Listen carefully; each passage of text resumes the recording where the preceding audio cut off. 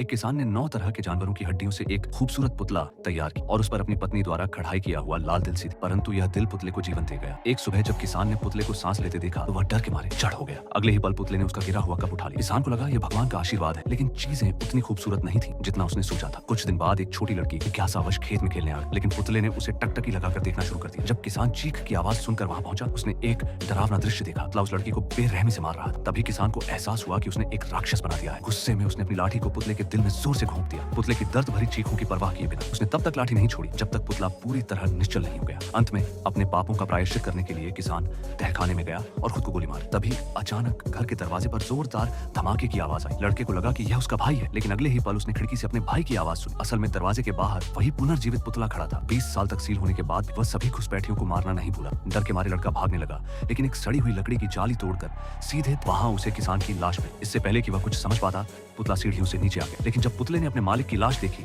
तो वह आश्चर्यचकित होकर रुक गया और फिर दुखी होकर कराहने लगा। मौके का फायदा उठाकर लड़के ने पुतले पर बंदूक तान दी, लेकिन पुरानी बंदूक जाम हो गई। उसने पुतले पर बस बट से एक वार किया और जल्दी से सीढ़ियों की ओर भागा। तभी पुतले की बेलों ने उसके टखने को कसकर जकड़ लिया। अगले ही पल पुतला उसके सामने आकर उसे जमीन पर पटक देता है। जब पुतला उसे मारने ही वाला था, तब लड़के ने लाठी से उसका वार रोका। यह देखकर पुतला तुरंत रुक गया, क्योंकि उसने पहचान लिया यह उसके मालिक की वही लाठी है।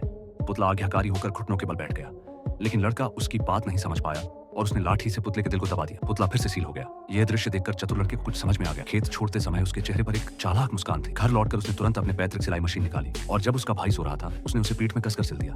फिर उसके सामने उसी पुतले को पीछे से बुला लिया।